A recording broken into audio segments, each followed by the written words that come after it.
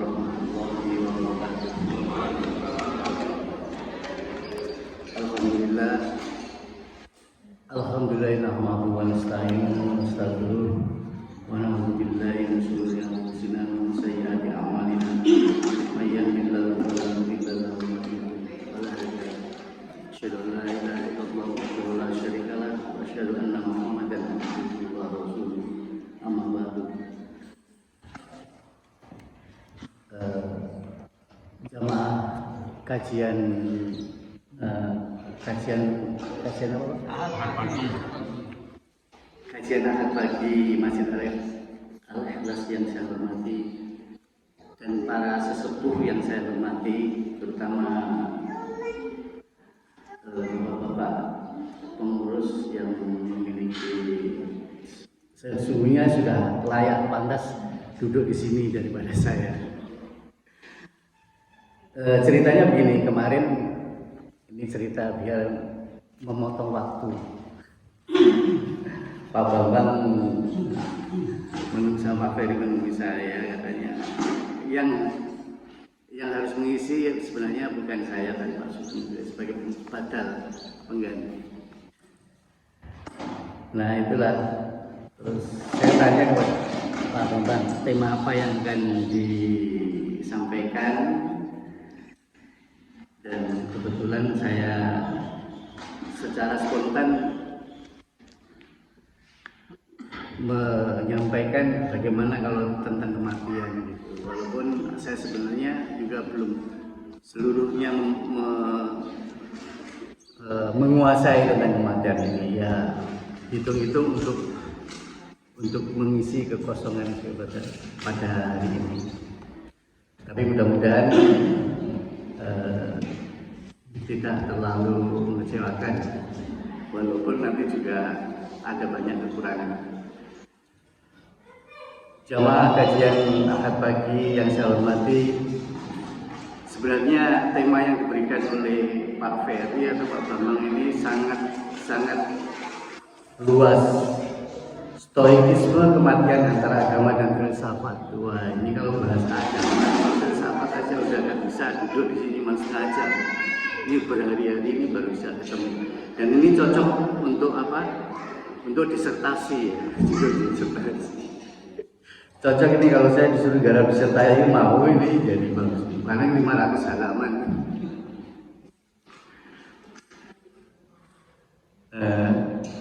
Jamaah kajian Ahad pagi yang saya hormati, jadi yang dimaksudkan stoikisme ini kalau tidak salah,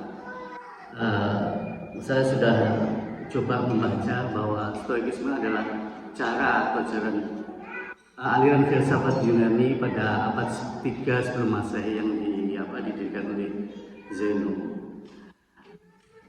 Anda bayangkan bahwa 3 sebelum Masehi itu kan belum ada agama, nggak tahu agamanya, mungkin agama Nabi Adam dulu Pak ya, tahun-tahun setelah Nabi Adam bagaimana.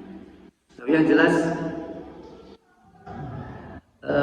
pada saat itu Islam belum hadir di muka bumi ini karena 3 sebelum Masehi.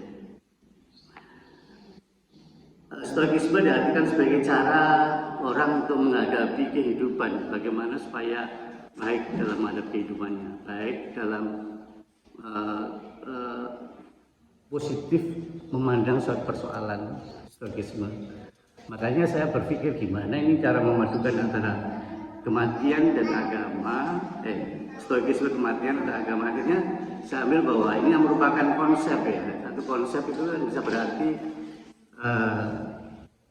satu cara, metode yang bisa dilakukan untuk meraih kebahagiaan tadi. Makanya stoikisme artinya konsep kematian di dalam agama dan filsafat. Dan pada saat ini saya berusaha untuk membatasi kajian itu pada Islam terutama Al-Quran, dan itu pun mungkin hanya beberapa ayat yang akan saya kutip.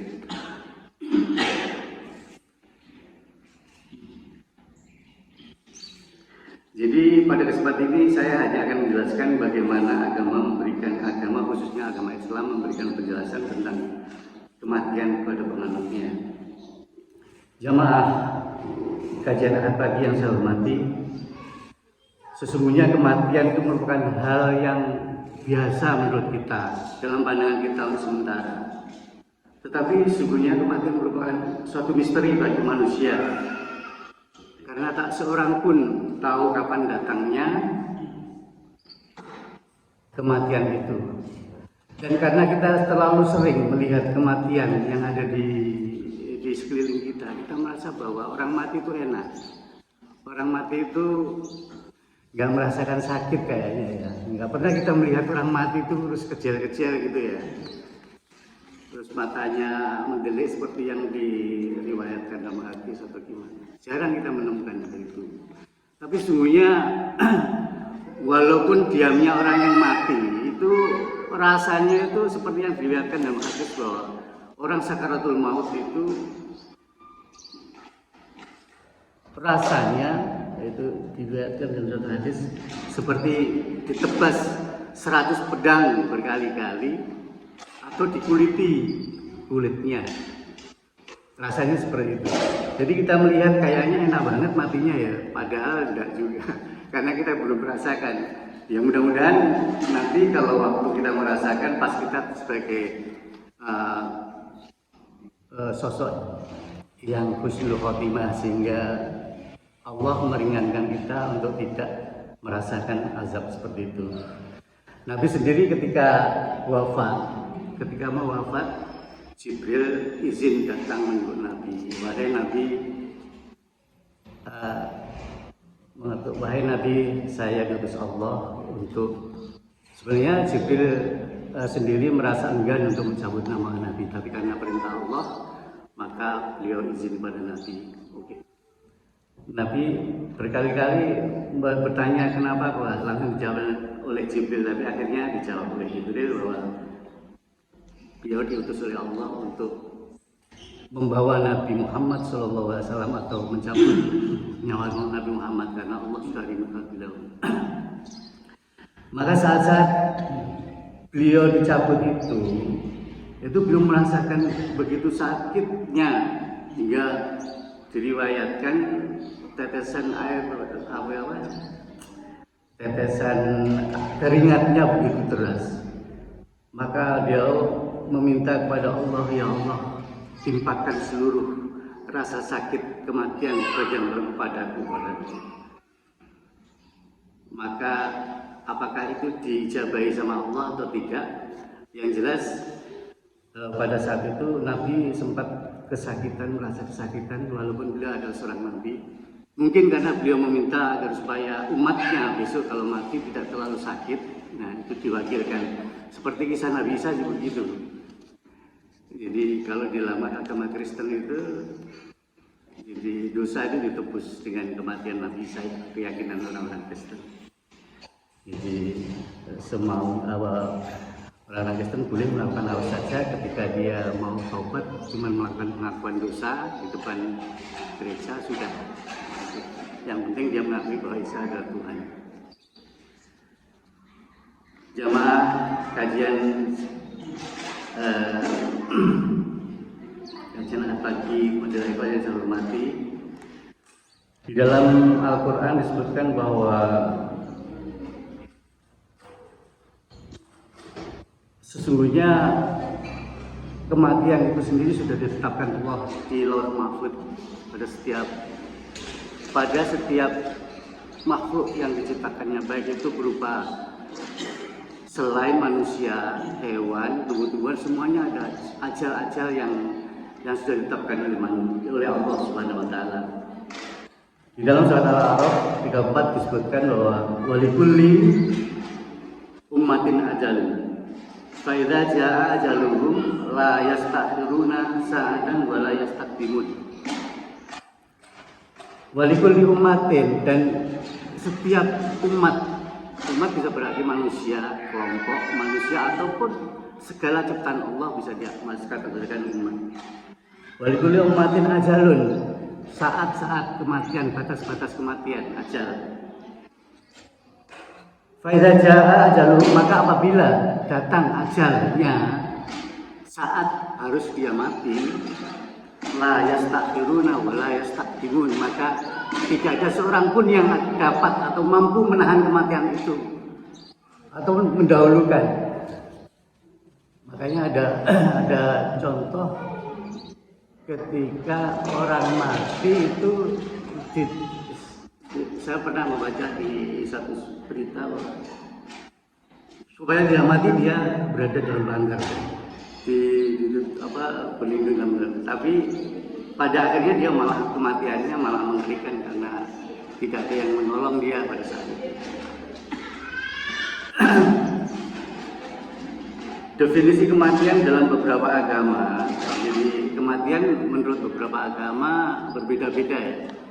Jadi secara etimologi kematian berarti dari bahasa Arab mata yang mutu mautan, artinya mati. Kematian berarti mati. Secara terminologi artinya terpisahnya roh dari jasad, fisik, psike, jiwa dan badan atau yang gaib dari yang nyata atau keluarnya roh dan jasmani. Kematian disebut juga sebagai ajal atau akhir dari suatu kehidupan, ketiadaan nyawa dalam organisme biologis. Kematian juga bisa dikatakan sebagai jembatan kedua kehidupan antara kehidupan dunia dan kehidupan akhirat yang kekal, perpindahan dari satu alam ke alam lain dan bukan kefanaan. Jamaah kajian Ahad pagi yang saya hormati, kalau di dalam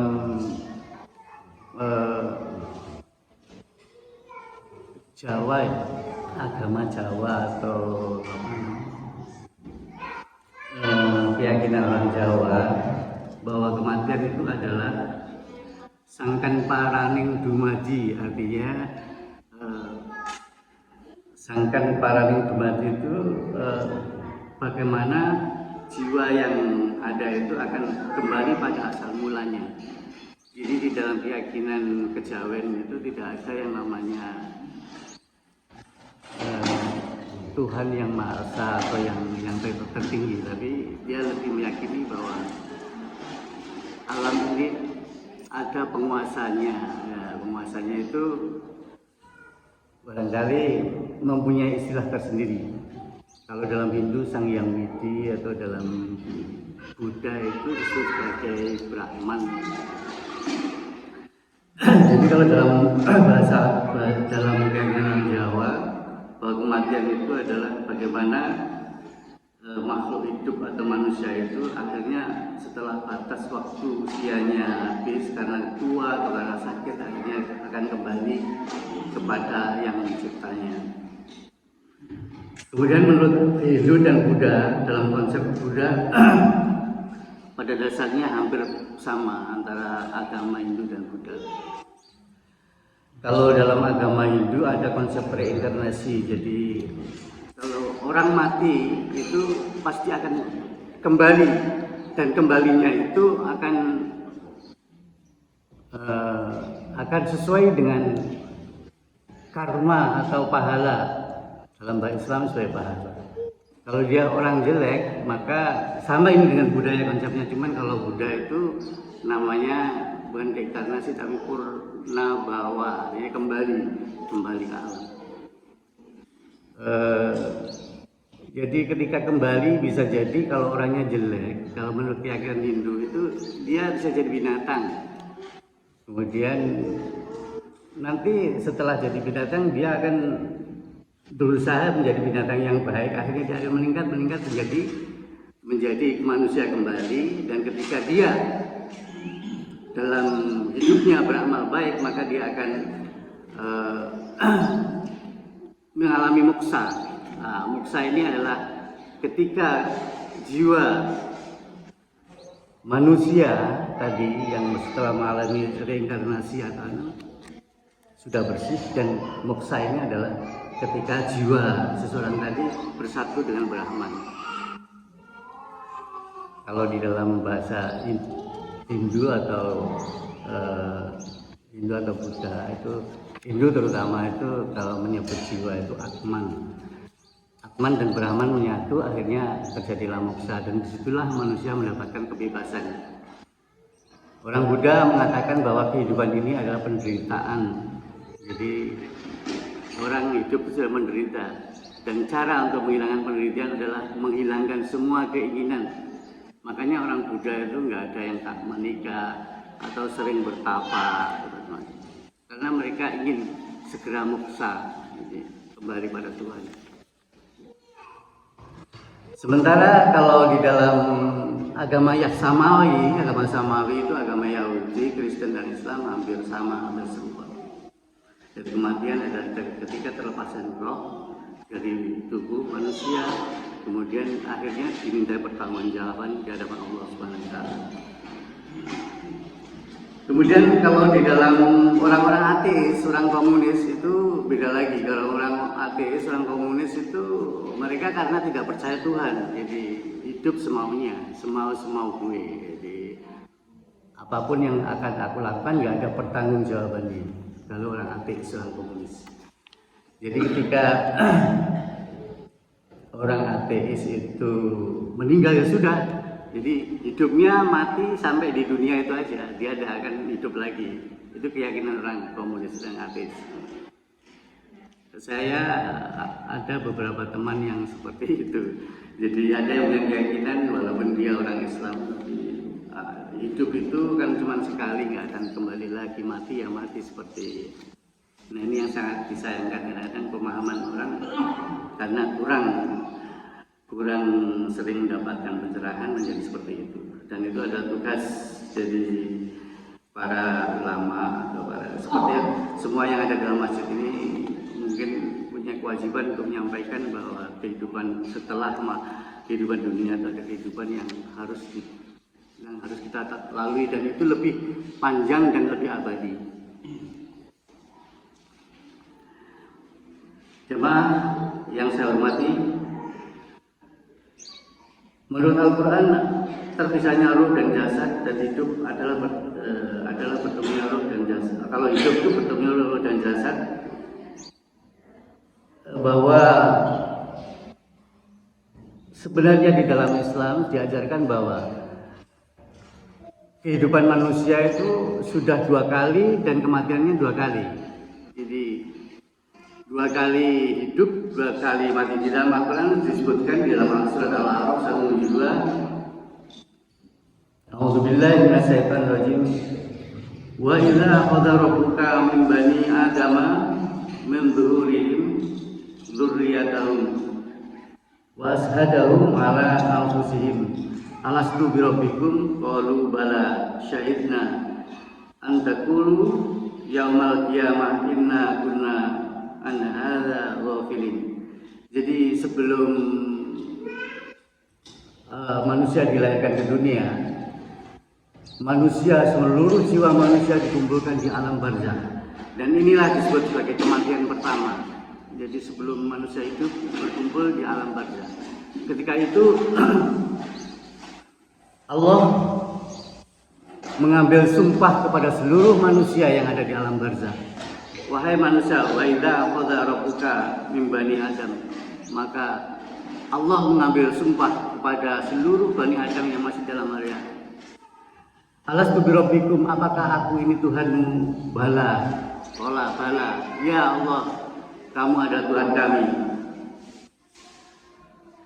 Qalu bala syahidna, qalu, mereka berkata, menjawab semua yang dalam, saya bersaksi Tuhan, kami bersaksi Tuhan bahwa Tuhan adalah Allah atau Rabb kami.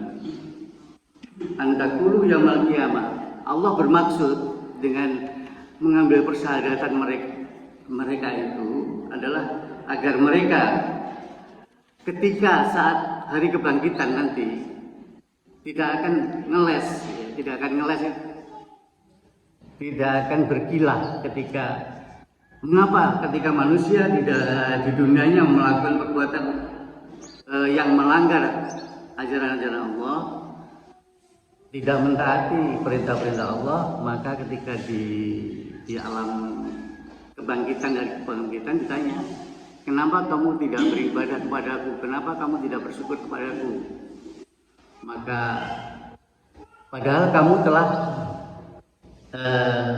bersaksi bahwa aku adalah Tuhanmu. Nah, inilah sebagai dalil Allah, sebagai apa?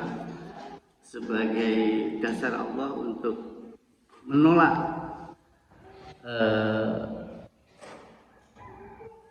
menolak alasan mereka bahwa mereka inna kunna an hadza ghafilin, ya Allah saya lupa gitu ya. Jadi bisa aja alasan. Di sini Allah mengatakan seperti itu. Inna kunna an hadza ghafilun. Sehingga dengan perjanjian itu aku lupa, makanya aku berbuat senang di dunia ini.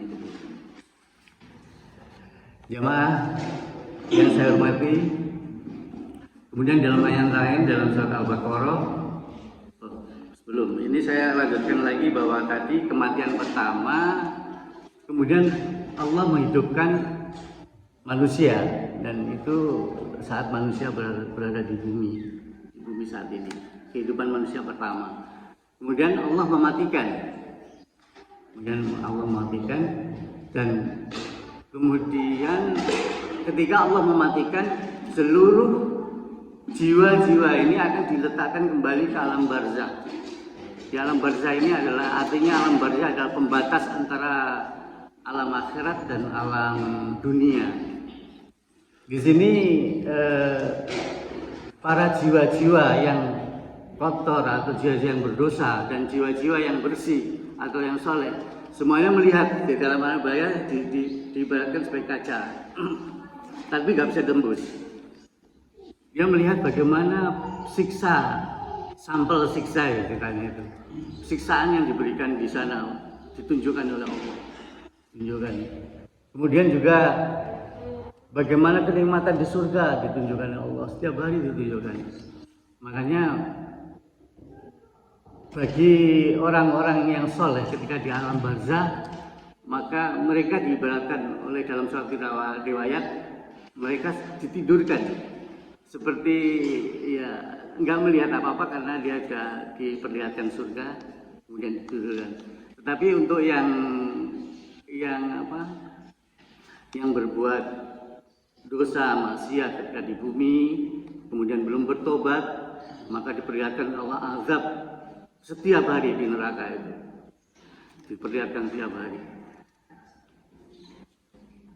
Maka mereka serentak ketika melihat suasana seperti itu, dalam ayat Al-Quran disebutkan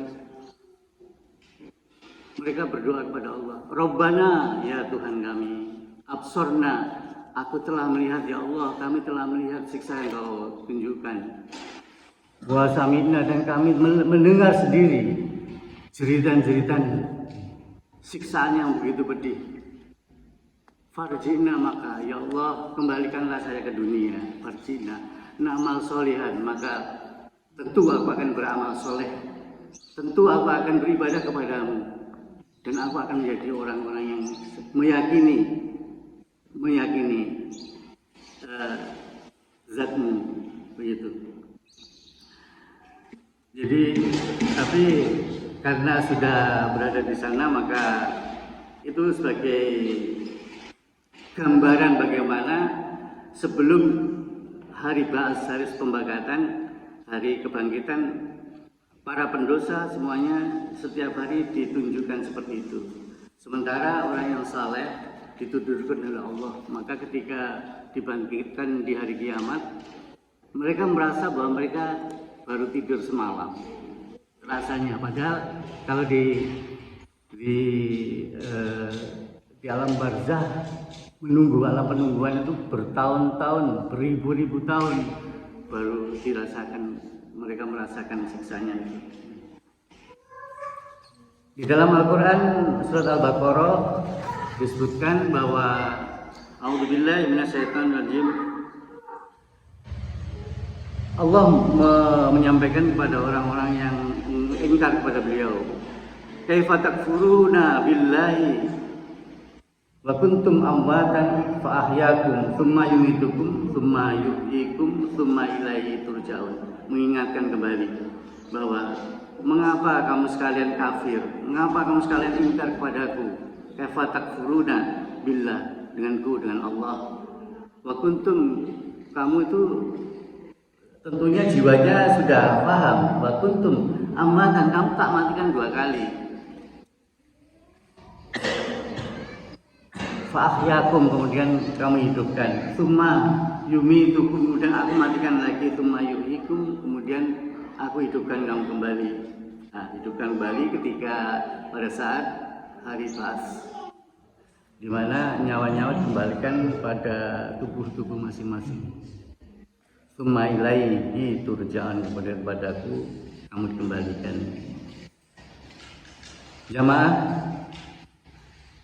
mengapa kita membahas kematian? Karena memang kematian kadang-kadang kita anggap satu hal yang biasa dalam kehidupan kita, satu hal yang wajar. Tapi sebenarnya itu peringatan dari Allah bagaimana kita setelah memahami adanya kematian, kita bisa mempersiapkan diri kita lebih baik, mempersiapkan kehidupan kita di akhirat dengan amalan apapun semampu kita. Yang jelas amalan itu diridhoi oleh Allah dan itu diajarkan oleh Rasulullah SAW. Amal kebaikan tidak harus mahal. Apapun yang kita lakukan bisa kita lakukan. Menyingkirkan duri di jalan itu satu amal kebaikan. Berbaik sangka kepada orang lain juga amal kebaikan. Yang ringan-ringan saja. Memberikan senyum, salam kepada sesama, kepada tetangga atau pada teman, itu suatu kebaikan. Yang apabila kita lakukan kita nggak tahu itu pahalanya seberapa. Maka ada satu riwayat ketika seseorang meninggal dan diberikan gambaran bagaimana ketika dia mau di sakaratul maut itu ditunjukkan oleh Allah. Ini satu riwayat, ditunjukkan oleh Allah bagaimana pahalanya apa yang dilakukan. Maka ketika sakaratul maut itu sempat beliau merintih berteriak. Jadi bukan berteriak karena kesakitan, tapi berteriaknya begini. Mengapa kok kurang jauh ya? Mengapa kurang, ada beberapa hal itu ya, kalau saya kurang ingat. Tapi yang jelas itu dia menceritakan bagaimana jumlah pahala yang diberikan oleh Allah ketika dia sholat di satu masjid. Pahalanya itu umpamanya pahalanya 10.000 pahala loh, bukan 10.000. Itu ketika dia berjalan dalam jarak cuman masjid sini ke masjid Karangmojo sana. Waduh, nah dia berteriak, mengapa aku nggak lebih jauh, nyari masjid yang lebih jauh gitu, jalan kaki, sehingga pahalanya lebih banyak. Demikian juga ditunjukkan hal-hal kebaikan lain yang pernah dia lakukan saat hidup dan dia menyesali saat kematian itu. Kenapa aku nggak lebih? Kenapa aku nggak lebih melakukan yang lebih banyak? Itu.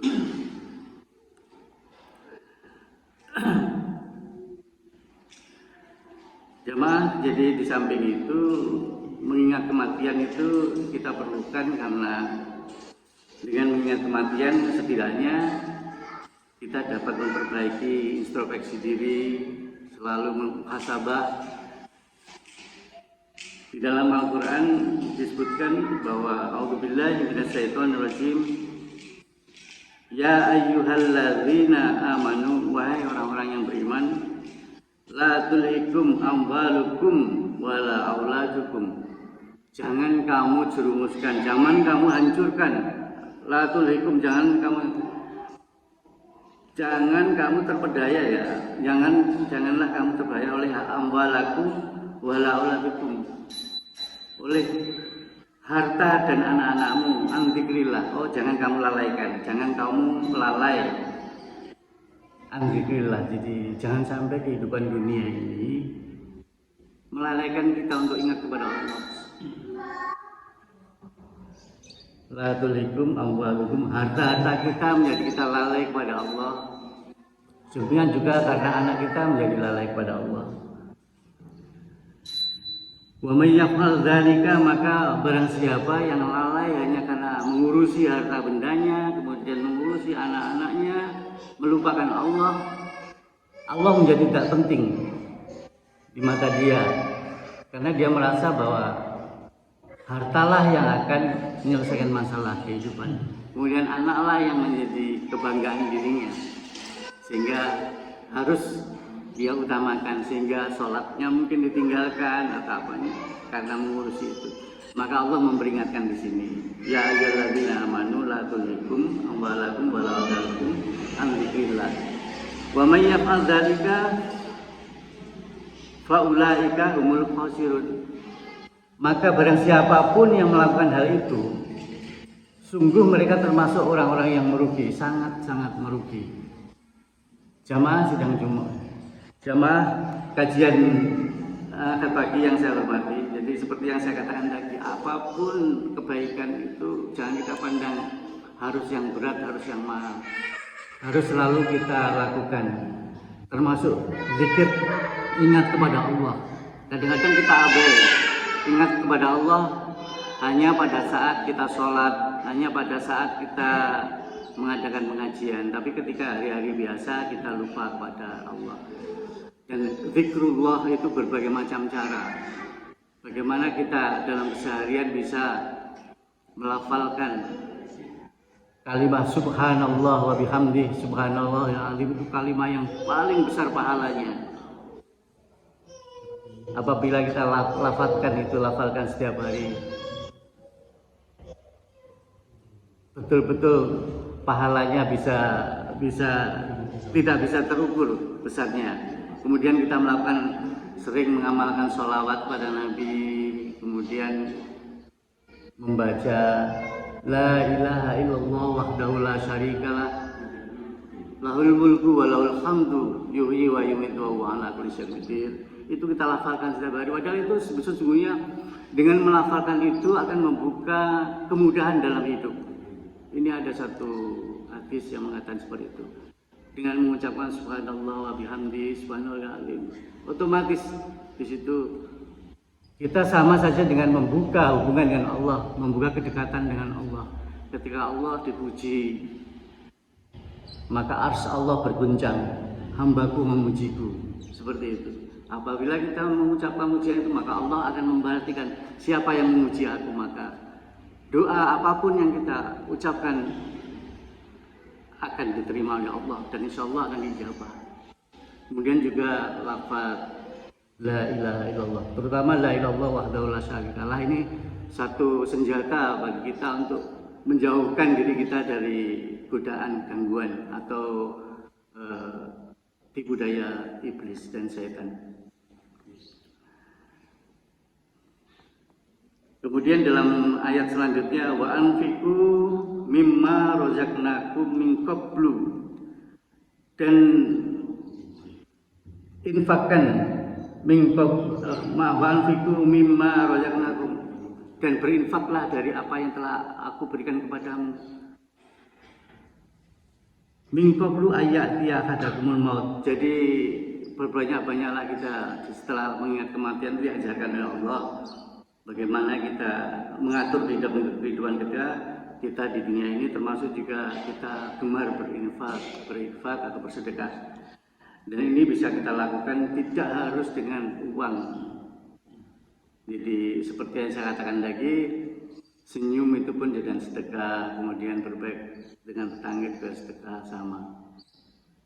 Jadi ada satu riwayat dulu, ada satu hadis yang menyampaikan bahwa besok di hari kiamat itu ada dua orang bertetangga, yang satu kaya raya, yang satu miskin.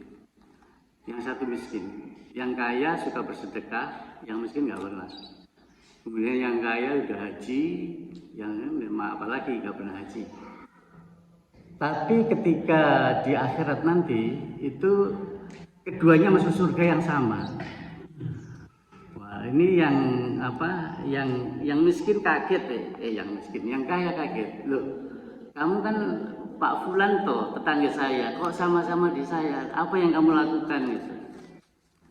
Ternyata mereka berdialog dari hadis tadi yang diriwayatkan dari hadis.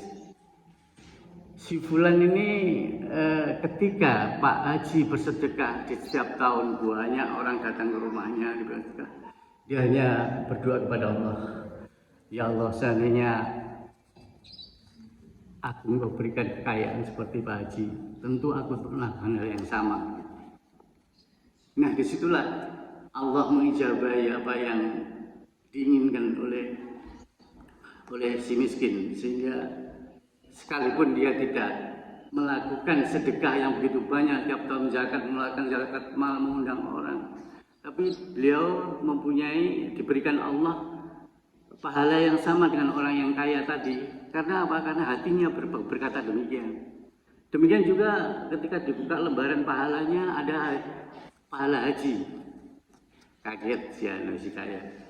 Loh kok bisa ada pahala haji di sini? Maka dia tanya, apa amalanmu? Aku dulu ketika bapak pergi haji cuman berdoa kepada Allah, ya Allah,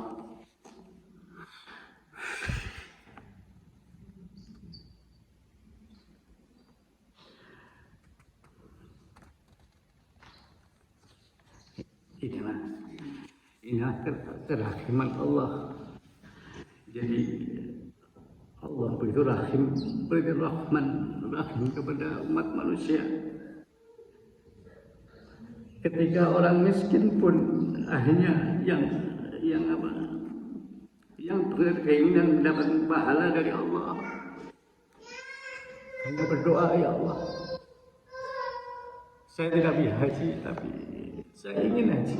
Seandainya saya punya kelebihan, maka saya akan berhaji. Maka Allah memberikan pahala itu kepadanya setimpal dengan pahala orang-orang kaya tersebut. Demikianlah. Itulah rahman Allah, subhanallah. Jadi seperti itulah. Maka jangan sampai kita menyepelekan kerahmanan Allah, rahman Allah. Jadi bagi yang tidak mampu juga Allah selalu membuka bagaimana kita selalu mendekatkan diri kepada Allah Subhanahu wa taala.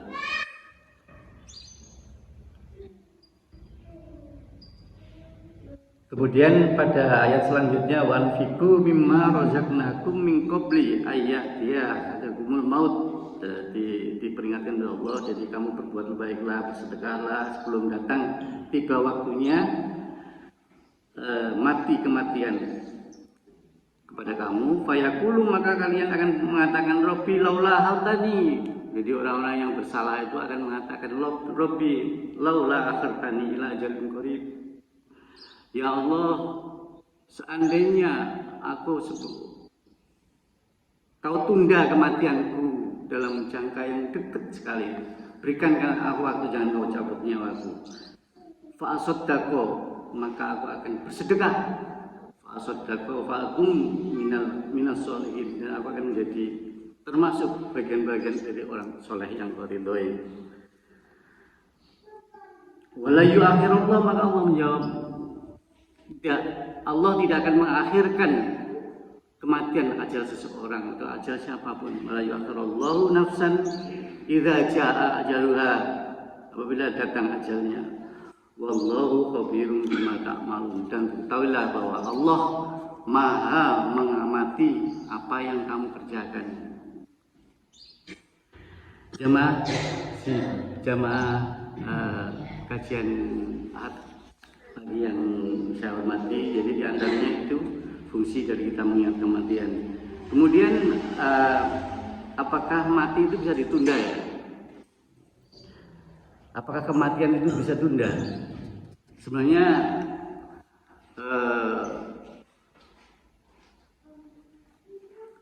qadar Allah itu masih menggantung dalam hal kematian, dalam hal rezeki, dan juga yang sudah ditetapkan ketika seseorang mau ditiupkan roh, ditetapkan 3 hal. Rezekinya, ada yang satunya kematian, satunya saya lupa. Itu ditetapkan. Tapi ketentuan itu masih menggantung dan bisa dirubah oleh manusia sebenarnya. Jadi, kalau kita katakan bahwa itu sudah takdirnya Allah, kalau menurut saya itu masih agak bisa diluruskan. Jadi Allah masih memberikan kesempatan karena rahmannya Allah, memberikan kesempatan kepada manusia untuk mengubah takdirnya. Dengan apa? Artinya dengan doa. Jadi ada satu hadis yang saya tidak bisa bawakan di sini. Di antara yang dapat menunda kematian itu adalah doa. Doa yang kita lantunkan, kita panjatkan kepada Allah. Baik itu kematian, baik itu rezeki, baik itu kesehatan, bisa kita, ya kesehatan sudah ditetapkan Allah menjadi tidak jadi, tahun depan akan sakit parah itu karena doa kita, maka menjadi tidak jadi. Itu kehebatan doa. Kemudian yang dapat menunda kematian adalah bersedekah. Dengan bersedekah, banyak bersedekah, ini yang harusnya mati bulan Oktober, bisa matinya itu tahun depan lagi, bulan Januari atau apa itu. Tapi nanti ketika mau mati, berdoa lagi dan bersedekah lagi, akhirnya mundur lagi, bisa begitu. Insya Allah. Kemudian silaturahim, menjalin silaturahim dengan tetangga, dengan saudara, jangan sampai memutuskan silaturahim. Kemudian yang terakhir, berbuat baik kepada orang tua. Jadi berbuat baik kepada orang tua ini satu hal yang sangat menentukan seseorang akan bisa masuk surga atau enggak, seandainya orang tua kita masih hidup. Ketika seorang anak atau ketika seseorang durhaka pada orang tuanya, maka dipastikan dia tidak akan masuk surga. Tetapi karena ridho orang tua walaupun bagaimanapun juga, maka seseorang akan bisa diampuni dosanya dan akan masuk pada surga Allah SWT. Berbuat baik kepada orang tua ini tidak harus kita lakukan saat orang tua kita masih hidup. Syukur kita masih mempunyai orang tua, alhamdulillah, karena orang tua itu adalah pintu surga bagi kita. Jadi bapak-bapak dan ibu-ibu yang memiliki orang tua, jangan sampai kita menyesal ketika orang tua tidak ada. Karena apa? Karena kebaikan yang diberikan kepada orang tua kita, kemudian ridho yang diberikan orang tua kita kepada kita, akan membuka pintu surga dan membuka segala kebaikan yang akan diberikan Allah, yang akan diberikan Allah kepada kita semua. Kemudian apabila orang tua kita meninggal bagaimana? Ya, itu tadi yang kembali pada doa kita, doa anak yang soleh. Jadi doa anak yang soleh akan merupakan kebaikan yang diterima oleh orang tua kita di alam barzakh. Jamaah, barangkali hanya itu yang bisa saya sampaikan sebagai pengganti. Sebelum kita tutup, monggo kita berdoa dulu. Bismillahirrahmanirrahim. Innallaha wa malaikatahu yusholluna 'alan nabi ya ayyuhalladzina amanu shollu 'alaihi wa sallimu taslima.